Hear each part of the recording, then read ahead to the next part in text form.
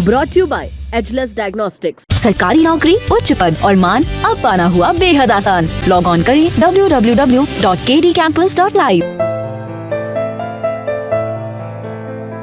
Ageless diagnostics.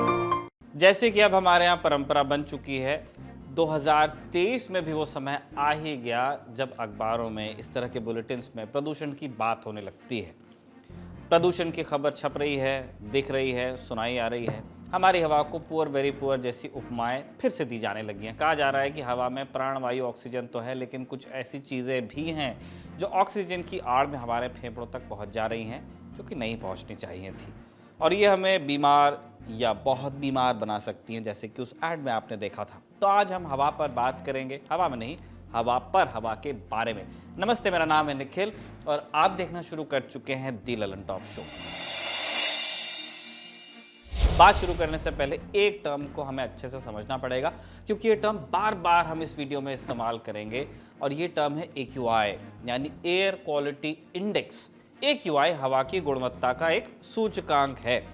इसको सबसे पहले अमेरिका की एनवायरमेंटल प्रोटेक्शन एजेंसी यानी USEPA ने बनाया था, जिसका इस्तेमाल अब दुनिया के बहुत सारे देश करते हैं, हिंदुस्तान भी करता है। AQI का मतलब क्या? हवा में मौजूद प्रदूषण की वजह से AQI बदलता है, कम और ज़्यादा होता है। जितना ज़्यादा AQI यानी उतना ज़्यादा प्रदूषण। सादी भाषा में इसकी रेंज होती है 0 से 500 तक। 500 के ऊपर भी जाता है, लेकिन फिर वो सारा ही सीवियर कहलाता है। इसी रेंज में हवा को तमाम उपमाएं मिलती हैं। AQI 0 से 50 हुआ कि हवा की क्वालिटी है गुड, अच्छी है। 51 से 100 संतोषजनक यानी सेटिस्फैक्ट्री, ठीक है। 101 से 200 तक कम प्रदूषित यानी मॉडरेटली पोल्यूटेड है। 201 से 300 मतलब हवा खराब यानी पुअर है। 301 से 400 हवा बहुत खराब यानी वेरी पुअर है। 401 के ऊपर हवा का स्तर खतरनाक यानी सीवियर की स्थिति में चला जाता है। बता दें कि इसी AQI के बढ़ने घटने पर तमाम सरकारें प्रदूषण रोकने और थामने की कोशिश में जुट जाती हैं। इसको नापता कौन है और कौन बताता है कि हवा खराब है? हमारे देश में एक एजेंसी है, सेंट्रल पोल्यूशन कंट्रोल बोर्ड। इस एजेंसी के पास देश में हर जगह फैले या सुधरे प्रदूषण का लेखा जोखा या कहीं डेटा होता है। ये डेटा एजेंसी को शहरों में अलग अलग जगहों पर लगे पोल्यूशन मॉनिटरिंग सिस्टम से मिलता रहता है, और ये जो सिस्टम होते हैं कुछ बार उन्हें एजेंसी ही इंस्टॉल करती है और कुछ बार मौसम विज्ञान विभाग या राज्यों के जो प्रदूषण कंट्रोल बोर्ड हैं वो इंस्टॉल करते हैं। बस सिस्टम से डेटा सीधे एजेंसी के पास जाता है, जो उनकी वेबसाइट या ऐप पर जाकर कोई भी देख सकता है, आप भी देख सकते हैं। सामान्य ज्ञान की बात हो गई, अब खबर पर लौटते हैं। 24 अक्टूबर का जब दिन शुरू हुआ तो सुबह 7 बजे दिल्ली में AQI 303 रिकॉर्ड किया गया, यानी हवा वेरी पुअर की श्रेणी में चली गई थी। लेकिन 8 बजते बजते AQI कुछ पॉइंट गिरा, 227 तक चला है, यानी हवा वेरी पुअर से पुअर की श्रेणी में आ गई। लेकिन हवा का हाल बस दिल्ली में ही खराब नहीं था। दिल्ली से सटे हरियाणा के फरीदाबाद और गुरुग्राम में AQI का स्तर औसतन 200 से ऊपर ही रिकॉर्ड किया गया, और यूपी के नोएडा और गाजियाबाद में भी हवा की हालत मिलती जुलती रही। गाजियाबाद के लोनी के इलाके में लगे सेंसर में तो AQI 300 से भी पार था, यानी हवा वेरी पुअर की स्थिति में थी। लेकिन इक्का दुक्का इलाकों में हवा का वेरी पुअर से गिरकर पुअर की स्थिति में आना कोई बहुत बड़ी राहत की बात नहीं, क्योंकि मौसम वैज्ञानिकों के अनुमान हैं कि शाम होते होते हवा की हालत फिर से ख़राब हो सकती है, क्योंकि देश के अलग अलग इलाकों में दशहरा मनाया जाएगा, रावण दहन होगा, दुर्गा प्रतिमाओं का विसर्जन भी होगा, और तब आतिशबाजी होती है। और मौसम भी प्रदूषण के लिहाज से अभी मुफीद है, मतलब वो हवा में ये जो पर्टिकुलेट मैटर है उसको कंटेन करके रखने वाली स्थितियाँ निर्मित हो रही हैं। प्रदूषण की स्थिति को और उसकी बढ़ाव घटाव के ट्रेंड को हम समझते हैं अपने विशेषज्ञों की मदद से। एक तो ये बात है कि दिन के वक्त हम गर्मी होती है, तो जाहिर सी बात है दिन में जो तापमान है वो एटमॉस्फेयर गर्म हो जाता है, और प्रदूषण जो है इजीली एटमॉस्फेयर में अपर स्ट्रेटा में डिस्पर्स हो जाते हैं। तो दिन में प्रदूषण के लेवल कम होते हैं और रात में ज्यादा होते हैं, खास तौर से जाड़ों की रातों में, जब तापमान में एक अंतर होता है। इन दिनों आप देखेंगे दिवाली तक दिन और रात के तापमान में काफी एक फर्क मिलेगा आपको, तो ये हो जाता है।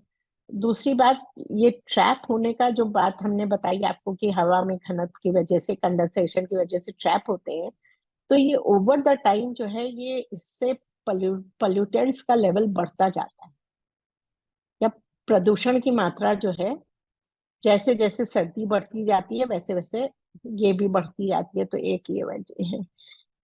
एक पिछले 3 साल का अगर अनुमान देखें तो हमेशा जाड़ों में दिल्ली में प्रदूषण बढ़ा है। और इस अनुमान के बेसिस पे जो पास्ट एक्सपीरियंस है, जो हमारा पिछला अनुभव है, उसके बेसिस पे हम ये कह सकते हैं कि ये बढ़े। आपने समस्या का स्केल जान लिया। विशेषज्ञ साफ बता रहे हैं कि आगे आने वाले दिनों में प्रदूषण की समस्या और बढ़ सकती है, लेकिन सवाल ये भी है कि साल के 10 महीने तक दिल्ली में प्रदूषण इतनी बड़ी समस्या क्यों नहीं होती और अक्टूबर आते आते हर साल ये समस्या बढ़ कैसे जाती है। दरअसल उत्तर भारत में प्रदूषण बढ़ने के कई कारण हैं। एक तो देश के एक हिस्से में अर्बन आबादी ज़्यादा है, शहरी आबादी। इस आबादी के पास कार्स हैं, वाहन हैं, उनसे होने वाला प्रदूषण तो होता ही है। इसके बाद आता है नंबर कंस्ट्रक्शन का। अर्बन आबादी को रहने के लिए चाहिए घर। जब घर बनाए जाते हैं तो ईंट, बालू, मिट्टी, सीमेंट का इस्तेमाल होता है और भवन निर्माण के समय ये चीज़ें उड़ती भी हैं। डस्ट उड़ता है तो हवा में बैठ जाता है।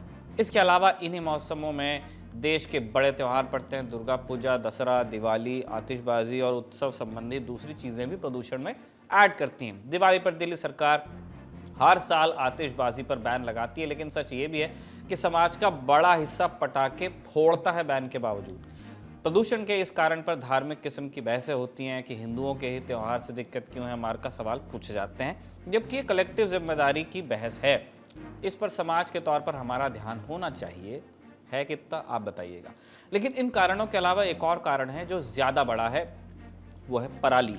धान की फसल को जब हार्वेस्टर से काट लिया जाता है तो बच जाते हैं छोटे छोटे ठूंठ जो मिट्टी में लगे रहते हैं। इसे कहा जाता है पराली। अब अगली फसल तभी लगेगी जब इस पराली को हटा न लिया जाए। इसके लिए किसान एक सस्ता और आसान रास्ता अपनाते हैं। वो पराली लगे खेत को आग लगा देते हैं। आग से पराली जलती है और खेत अगली बुआई के लिए किसानों को खाली मिल जाता है। लेकिन ये इक्का दुक्का किसान नहीं करते। पंजाब, हरियाणा, उत्तर प्रदेश, दिल्ली, उत्तराखंड के बहुत सारे किसान ये काम करते हैं। ये किसान खेतों के एक कोने में आग लगाते हैं और आग धीरे धीरे पूरे खेत को अपने आगोश में लेती है। ये खेत के साइज पे डिपेंड करता है कि उसमें आग कितनी देर तक जलती रहेगी। कभी कभी 1-2 दिन जलती है और कभी कभी कुछ एक हफ्तों तक आग जलती रहती है। धुआं फैलता रहता है और हमने अभी जिन राज्यों का जिक्र किया, ये राज्य दिल्ली को चारों ओर से घेरे हुए हैं, लिहाजा यहाँ के खेतों से उठी धुएं की चादर दिल्ली को ढक लेती है और इसे प्रदूषण से उपजा कोहरा या स्मॉग कहते हैं। जब सर्दी आती है तो हवा की गति भी कम होती है, लिहाजा ये धुआं या कोहरा हवा के साथ बहने में काफ़ी समय लेता है और कई दिनों तक आसमान में छाया रहता है, सस्पेंडेड रहता है। इसमें बहुत सारे ऐसे पार्टिकल होते हैं जिन्हें सिर्फ माइक्रोस्कोप की मदद से ही आप देख पाएंगे। इन्हें पर्टिकुलेट मैटर कहते हैं। ये हवा में सस्पेंडेड रहते हैं, यानी न ज़मीन पर बैठते हैं न गैस की तरह ऊपर उठते हैं। इतने हल्के होते हैं कि हवा में लटके ही रहते हैं। जब हम सांस लेते हैं तो ये सांसों के साथ फेफड़ों तक चले जाते हैं और दिक्कत पैदा करते हैं। इन दिक्कतों को और दिक्कतों के पीछे के कारणों को ज़्यादा बेहतर तरीके से एक्सपर्ट्स की ज़ुबान से समझते हैं। जाड़े में एक प्रक्रिया खासतौर से शाम के वक्त या रातों में ज्यादा होती है, जो आप दिल्ली के बारे में बहुत सुनते होंगे, वो है कंडेंसेशन, जिसकी वजह से स्मॉग बन जाता है जैसे जैसे जाड़ा बढ़ता है। तो ये जो है, ये इसमें कंडेंसेशन की जो सरफेस है, जो गैस के मॉलिक्यूल्स हैं वो कंडेंस कर जाते हैं और उसके ऊपर जो पर्टिकुलेट मैटर है वो उसके ऊपर जो है वो चिपक जाता है। पर्टिकुलेट मैटर का मतलब हवा में जो भी छोटे छोटे प्रदूषक तत्व हैं, जो बहुत कम माइक्रोग्राम या जिनका रेडियस इतना कम होता है, जिनको हम नंगी आंख से या ऐसे नहीं देख पाते, मगर जो प्रदूषण का कारण बनते हैं, वो इन गैसों के साथ ट्रैप हो जाते हैं। तो ये दोनों ही प्रोसेस जो हैं अपने आप में जाड़े में प्रदूषण को निमंत्रण देते हैं। जैसा कि हम जब भी देखते हैं कि मौसमी बीमारियों का एक सीजन होता है, जैसे विंटर सीजन हो गया, जब काफी ज्यादा मौसम वैसा होता है और ज्यादा स्मोक होता है, तो स्मोक मतलब पोल्यूशन होता है, और साथ में एक टेंडेंसी होती है कि नॉर्मली ही जो पहले से जो ऑलरेडी बीमार है लोग, जो अस्थमा वाले हो गए, क्रोनिक लंग डिजीज वाले हो गए, क्रोनिक जिनको एलर्जी वाले हो गए, वो क्या है इस मौसम में उनको ज्यादा तकलीफ देखने को मिलती है, क्योंकि जिनके एयरवेज होते हैं, जो हम बात करें श्वास नलियां, जो ऑलरेडी अफेक्टेड है, पहले से बीमारियां हैं, वो इस सीजन में या इस दरमियान वो और ज़्यादा इन्फ्लामेशन मान लीजिए ड्यू टू द पॉल्यूशन मान लो आप, और विंटर सीजन में भी नैरो हो जाते हैं वो, ऑलरेडी मौसम की वजह से भी नैरो हो जाती, फिर उसमें आपके एलर्जी के कंपोनेंट्स आ जाते हैं पॉल्यूशन की वजह से। तो कई मिली जुली चीज़ों की वजह से जो हम स्मोक बोलते हैं, उसमें बेसिकली स्मोक प्लस फॉग, कि मतलब पहले एक तो विंटर वाला फॉग ऐड हो जाता है और स्मोक पॉल्यूशन वाला ऐड हो जाता है। डॉक्टर साहब ने जाना कि दिक्कत क्या है, लेकिन बचाव के क्या तरीके हैं और कैसे बचा जा सकता है, अब ये भी सुनिए। तो बेसिकली यही हम सजेस्ट करते हैं कि पहली बात तो जिनका जो ट्रीटमेंट चल रहा है, ऑलरेडी ऑन थेरेपीज हैं, या जो अस्थमा की दवाई ले रहे हैं या कुछ और दवाइयाँ ले रहे हैं, वो जो भी डिजीज से रिलेटेड है वो दवा लेते रहे टाइम टू टाइम। ज्यादा अगर ऐसे जो भी जो कॉम्प्रोमाइज पर्सन है, बच्चे हो या थोड़े बुजुर्ग हो, तो वो कोशिश करे कि बाहर जब भी ज्यादा ऐसा देखने को मिले, हमें स्मोक देखने को मिले, या एयर एयर सर्कुलेशन कम हो, एयर क्वालिटी खराब हो, तो कोशिश करे कि वो थोड़ा इंडोर एक्टिविटीज ज्यादा करे, आउटडोर एक्टिविटीज को थोड़ा अवॉइड करे। ऐसा करके हम बच सकते हैं। या घर में भी हम जैसे ड्राई की जगह वेट मॉपिंग करके, जिनको इस चीज़ों से प्रॉब्लम को उनसे बचाव करे, तो काफ़ी हद तक इस चीज़ को कंट्रोल किया जा सकता है। बाकी फिर जो न्यूट्रिशन पे हैं या जो भी इनके ऑलरेडी मेडिकेशन चल रही है, उनको तो लेना ही है। दफ्तर में जाना है आपको, ऐसे जाना तो थोड़ा भीड़ भाड़ वालों इलाकों मतलब जहाँ पे आप अवॉइड करें, क्राउड वाला चीज़ अवॉइड करें, या जिसको ऑलरेडी खांसी जुकाम और ऐसी रेस्पिरेटरी वाली डिजीज है, उससे थोड़ा अवॉइड करें। मास्क का प्रयोग कर सकते हैं, उससे काफ़ी जो लार्ज पार्टिकल्स है स्मोक के, वो उससे आप पे डिपॉजिट हो जाएंगे मास्क से, तो वो आपके एयरवे ट्रैक्ट में डिपॉजिट नहीं होंगे, तो उससे बचा जा सकता है। तो मास्क का प्रयोग कर सकते हैं। लेकिन जनाब ऐसा तो होगा नहीं कि हम अपनी सांस दवा पर लगाम लगाते रहें, घर से बाहर निकलने पर बचते रहें और पोल्यूशन बदस्तूर जारी रहे। जिनकी जिम्मेदारी है उन्हें अपनी जिम्मेदारी निभानी होगी, ताकि हम भी कम से कम सांस के लिए न तरसें। तो क्या कदम उठाए जा रहे हैं वो भी जान लीजिए। दिल्ली में 21 अक्टूबर को ही GRAP यानी ग्रेडेड रिस्पॉन्स एक्शन प्लान का दूसरा फेज लागू कर दिया गया है। अब ये GRAP क्या है?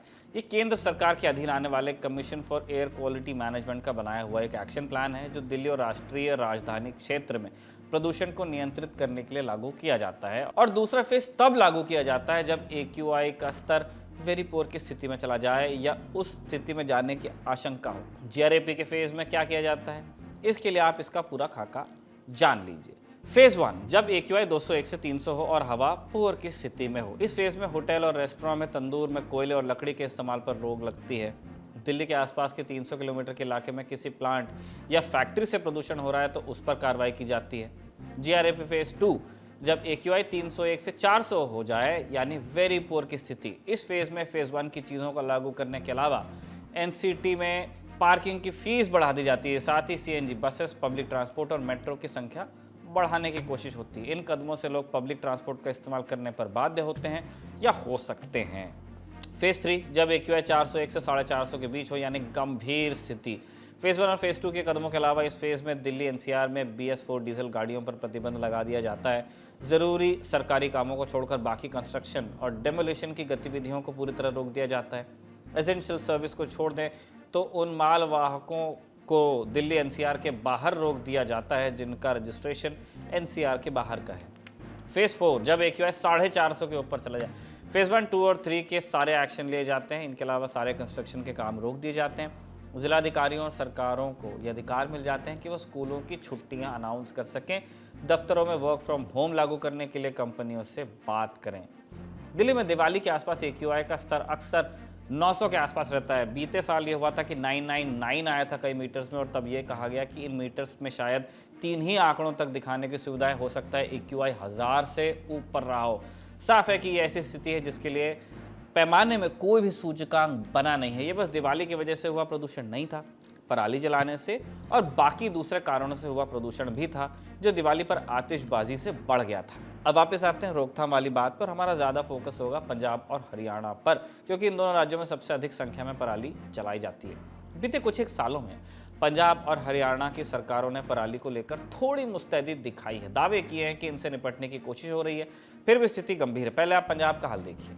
वहाँ आम आदमी पार्टी की सरकार है आम आदमी पार्टी के कन्वीनर अरविंद केजरीवाल ने साल 2022 में अहमदाबाद में इंडिया टुडे से बातचीत में कहा था कि पंजाब में पराली जलाई जा रही है और वो इसके लिए जिम्मेदार है। उन्होंने जो कहा आप वो सुनिए। क्या हम पोल्यूशन की प्रॉब्लम को सॉल्व करना चाहते हैं या केवल केजरीवाल को गालियां देना हमारा मकसद है? अगर केजरीवाल को गालियां देने से देश का पोल्यूशन कम होता हो, दो, खूब जम के दो, लेकिन केजरीवाल को गाली देने से प्रदूषण तो कम नहीं हो रहा ना। समाधान तो निकालना पड़ेगा। अब अगर कोई एक समस्या है जो कि पूरे नॉर्दर्न इंडिया की समस्या है, उसको कौन सी सरकार ठीक करेगी आप बताइए? केंद्र सरकार ठीक करेगी? केंद्र सरकार कमरे में बंद होके छुप के क्यों बैठी है?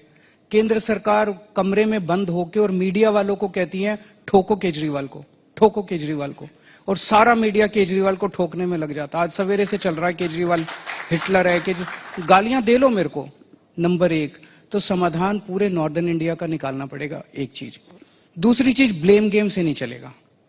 पंजाब हमारी सरकार है, पंजाब में पराली जल रही है, हम किसानों को दोष नहीं देते, किसान जिम्मेदार नहीं है, हम जिम्मेदार हैं। आज पंजाब में अगर पराली जलेगी हम जिम्मेदार हैं, हम अपनी जिम्मेदारी को समझते हैं, अपनी जिम्मेदारी को मानते हैं। वहीं भगवंत मान सरकार दूसरे दावे कर रही है। उन्होंने पिछले साल ऐलान किया था कि वो किसानों से पराली खरीदेंगे, उसे बायोफ्यूल में बदलेंगे और इसका इस्तेमाल तमाम कारखानों और औद्योगिक इकाइयों में किया जाएगा। साल 2022 में इसका असर देखने को मिला भी था।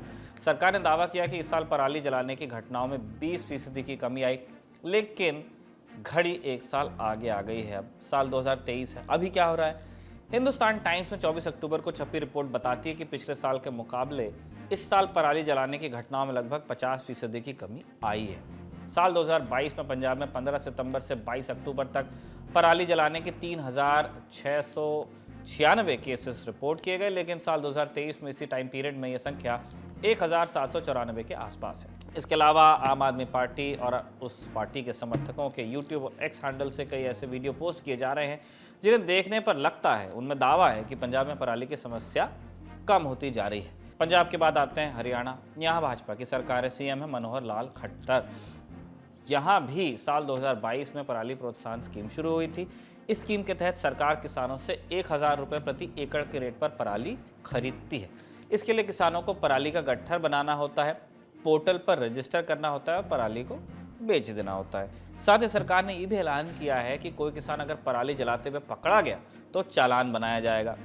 इन कदमों के साथ ही 23 अक्टूबर को खबर आई कि पराली जलाने की घटनाओं में निर्णायक रूप से कमी आई है हरियाणा में भी। खट्टर सरकार ने दावा किया कि राज्य में अब तक पराली जलाने के 714 मामले सामने आए थे, जबकि पिछले साल 893 मामले आए थे और इसके पहले यानी साल 2021 में 1508 मामले सामने आए थे। यानी हरियाणा में भी क्रमशः पराली जलाने की घटनाएं कम होती गई हैं। तो दोनों राज्य कह तो रहे हैं कि उनके यहाँ पराली कम जलने लगी और दोनों राज्य एक दूसरे पर आरोप तान भी रहे हैं। तो सवाल उठता है कि जब दोनों ही जगह पराली कम जल रही तो दिल्ली की हवा खराब हो कैसे रही है?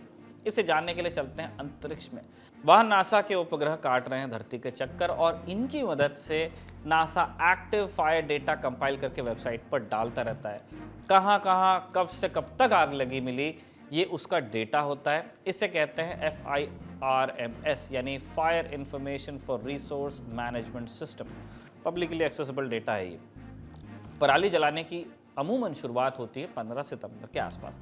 अगर इस फर्म्स में 15 सितंबर से एक हफ्ते के फिल्टर के हिसाब से आग का डेटा आप जुटाना शुरू करेंगे तो आपको कुछ चीज़ें समझ में आएंगी। 15 से 21 सितंबर वाले पीरियड में आपको छिटपुट आग दिखाई देती है। पंजाब में अमृतसर के आसपास इक्का दुक्का इलाकों में और हरियाणा में पानीपत के इलाके में इक्का दुक्का आग दिखती है। हफ्ता बदलता है 21 से 27 सितंबर, आग घनी हो जाती है। अमृतसर के इलाके में आग का घनत्व बढ़ता है और इधर हरियाणा में कुरुक्षेत्र, करनाल और सोनीपत के इलाके में आग बढ़ती है। 28 सितंबर से 4 अक्टूबर के हफ्ते में आग और फैलती है। पंजाब और अमृतसर से बटाला के इलाके तक आग फैल जाती है और इधर हरियाणा में सोनीपत, अंबाला और पलवल के इलाके तक आग आती है। 5 अक्टूबर से 11 अक्टूबर तक के हफ्ते में स्थिति और गंभीर होती है। पंजाब में अमृतसर का पाकिस्तान की सीमा से सटा पूरा हिस्सा लाल दिखता है, माने आग जल रही है। और हरियाणा बॉर्डर से सटे संगरूर, पटियाला, राजपुरा के इलाकों में भी आग मिल रही है। चंडीगढ़ के आसपास खेत जलने लगते हैं। इधर हरियाणा के नॉर्दर्न हिस्सों में भी आग दिख रही है आपको। सिरसा, हिसार, जींद, कैथल के इलाके, अंबाला, पानीपत और सोनीपत के खेत जलते दिखाई देते हैं। 12 से 18 अक्टूबर के हफ्ते में पंजाब के अमृतसर वाले हिस्से में आग में कुछ कमी दिखाई देती है और हरियाणा सीमा के पास आग में फुटकर बढ़ोतरी दिखाई देती है। हरियाणा के अंदर सिरसा, नरवाना, कैथल, अंबाला के पास आग अभी भी दिख रही है। 19 से 23 अक्टूबर के टाइम फ्रेम में भी यही है, ट्रेंड कमोबेश यही बनता आगे जा रहा है। पंजाब में आग घट रही है और हरियाणा में किंचित बढ़ती हुई दिखाई दे रही है। यानी दोनों राज्यों में खेत जल रहे हैं और एक क्रम बदस्तूर जारी है। फर्क सिर्फ इतना है कि किसी ने पहले जलाया, कोई अब जला रहा है, लेकिन खराब हवा के लिए जिम्मेदारी बराबरी से इनको लेनी पड़ेगी। इन सभी तस्वीरों में एक बात और है जो कॉमन है और जिस पर दोनों ही राज्यों का और भारत सरकार का कोई नियंत्रण नहीं है, वो है पाकिस्तान में लगी हुई आग। जी हाँ, पाकिस्तान के भी खेतों में आग लगी हुई है और इन सभी सैटेलाइट इमेजेस में वो दिख भी रही है। इसका अर्थ ये हुआ कि वहाँ की आबो हवा में हो रहा जो बदलाव है उसका खामियाजा हमें भी भुगतना पड़ रहा है। आग और आग के आंकड़ों को बेहतरी से समझने के लिए चलते हैं विशेषज्ञों के पास। नरेश जी, इसमें क्या है कि जो पराली अपना जो खास तौर से जो उत्तरी भारत है, इस उत्तरी भारत के अंदर में आपका पंजाब है, वेस्टर्न यूपी है, हरियाणा है, इसमें धान की खेती बहुतायत होती है। और इसमें क्या है कि जब आपकी खेती करते हैं तो अब ये हार्वेस्टिंग टाइम इसका चल रहा है और अक्टूबर के अंदर में वीट की का जो है शोइंग स्टार्ट होती है। इसके जो बीज का जो पीरियड होता है वो बहुत कम होता है। तो किसान लोग जो होता है वो क्या करता है कि इसको हार्वेस्टिंग करने के बाद में, क्योंकि वहाँ पूरा मैकेनाइजेशन सिस्टम है, कंबाइन हार्वेस्टर से उसको यूज करते हैं हार्वेस्टिंग के बाद में। तो स्टबल को जो कलेक्शन करना है वो कॉस्ट आपको बहुत ज्यादा पड़ती है फार्मर को। इतनी ज्यादा उसको मार्केट में वैल्यू नहीं मिल पाती है जितना उसको मिलना चाहिए, जितना उसका इनपुट लग रहा है स्टबल को कलेक्ट करने के लिए, पराली को कलेक्ट करने के लिए, और टाइम आपके पास में बहुत कम होता है। तो अगर उस पराली को अगर खेत में ही डिकम्पोज करते हैं, जैसे साइंटिस्ट लोग बोलते बताते भी हैं, तो उसमें कम से कम 30 to 45 डेज का पीरियड होता है जिसमें वो डिकम्पोज होता है। तो इतना पीरियड फार्मर्स वेट नहीं कर पाता है, इसलिए उसको वो सीधे तरीके से उसको फायर कर देता है। तो वो इजीली जो है उसका सॉल्यूशन ये ढूंढता है कि उसको हम उसको जला दें, तो हमारा जो फील्ड है वो खाली हो जाएगा वीट के प्रोडक्शन के लिए, वीट की कल्टीवेशन के लिए जो है वो फील्ड इजीली उसको मिल जाता है। इसकी वजह से वो सॉल्यूशन फार्मर्स तक नहीं पहुंच पाया है, क्योंकि जो भी पराली है उसका जो वैल्यू एडेड प्रोडक्ट है अगर वो फार्मर्स को नहीं मिलेगा तो फार्मर्स उसको नहीं करता है। ऑनरेबल सुप्रीम कोर्ट ने भी डायरेक्शन दिया है, गवर्नमेंट ने भी समय टाइम टू टाइम जो है डायरेक्शन दिया है कि भाई आप इसको कलेक्ट करिए, बैन करेंगे, वो करेंगे आपके ऊपर में, पर उसके पास कोई सॉल्यूशन नहीं है फार्मर्स के पास में। वो इतना टाइम क्योंकि इनपुट कॉस्ट है वो मेजर फैक्टर उसको लग रहा है कि जो आपकी पराली को कलेक्ट करने के जो पैसा लग रहा है वो उसको नहीं मिल पाता है। इसकी वजह से वो किसान जो है उसको सीधा जला लेता खेत के अंदर। अब सवाल उठता है कि किसान करें क्या। उनकी समस्या भी जायज़ है कि पराली को लेकर कहीं वो जा तो नहीं सकते, नई व्यवस्था अभी बहुत पुख्ता नहीं है, पक्की नहीं है कि आग एक झटके में वो फोरसेक कर दें, गायब कर दें।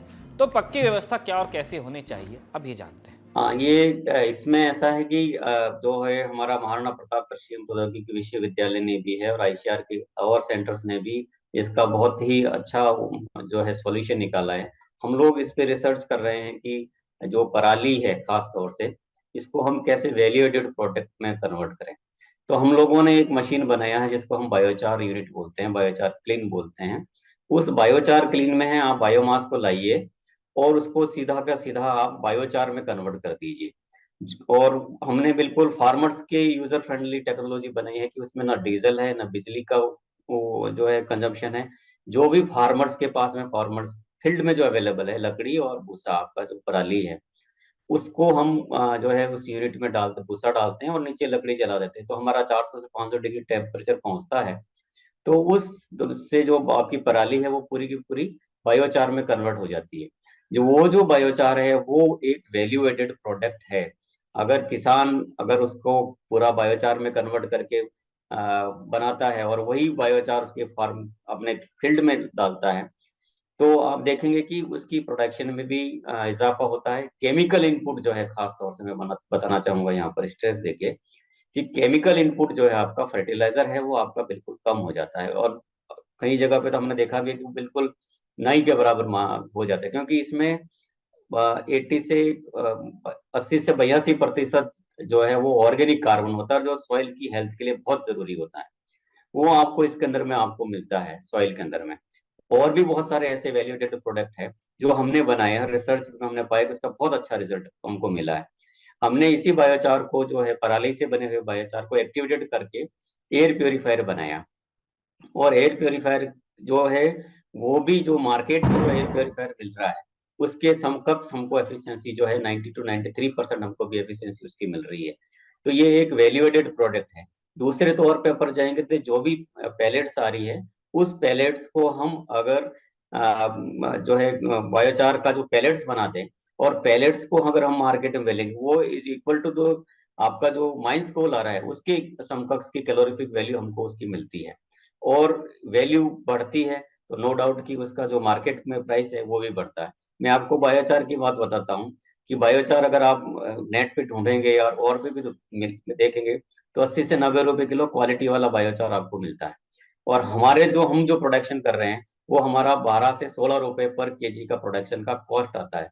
अगर किसान इसको डबल रेट में भी देता है तो जो भारत सरकार का जो महत्वाकांक्षी परियोजना है doubling the income of the farmers, वो हम उस मोड़ पे जा सकते हैं। और इंटरेस्टिंगली कि हमने जो बायोचार यूनिट जो बनाई है इसमें किसी तरह का पॉल्यूशन नहीं होता है। जो हीट करने के ऊपर जो गैस बनती है उसी गैस को हम वापस नीचे जला देते हैं। तो हमारा का पूरा एक सेल्फ सस्टेन मोड के अंदर में आता है। ये कुछ सॉल्यूशन है जो हम डेमोन्स्ट्रेशन भी करते हैं हमारे किसान विकास कृषि विज्ञान के अंदर है, वहां पर भी हम इसको डेमोन्स्ट्रेट कर रहे हैं। तो लोगों में इसके प्रति जागरूकता आई है तो धीरे धीरे वो कर रहे हैं इस चीज के लिए। हवा और पानी को साफ ही होना चाहिए। एक समाज के तौर पर हम असफलता के मुहाने पर हैं। यदि हमने प्रकृति के बीच होकर घर में एक एयर प्यूरीफायर इंस्टॉल कर लिया, पानी का टैक्स भरकर साफ पानी के लिए घर में वाटर प्यूरीफायर लगा लिया, अपनी दिक्कतों के लिए सरकार को कोस दिया और अपनी जिम्मेदारी उठाते वक्त हाथ पीछे खींच लिए, हमें अपने खुद के लिए थोड़ा एफर्ट खुद भी मारना चाहिए। इस उम्मीद के साथ आज का दी ललन टॉप शो हम यहीं पे कंक्लूड कर रहे हैं। कल आपसे मुलाकात होगी और ललन टॉप परिवार की ओर से आप सभी को विजयदशमी की ढेर सारी शुभकामनाएं।